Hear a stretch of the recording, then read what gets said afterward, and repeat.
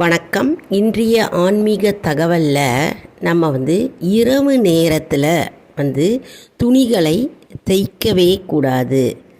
அதாவது இரவு நேரத்தில் ராத்திரியில் சில பேர் தைப்பாங்க துணிகளை, அப்படி தைக்கக்கூடாது.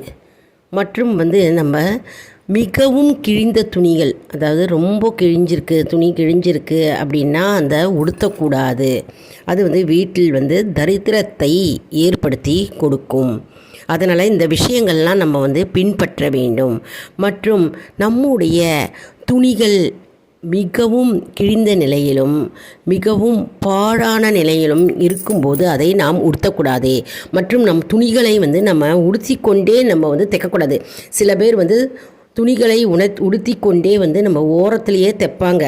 ஓரத்தில் லுங்கி ஓரத்துலேயோ இல்லை புடவையிலையோ ஓரத்தில் தைப்பாங்க. அப்படி செய்யக்கூடாது. வீட்டில் தரித்திரம் பிடிக்கும்.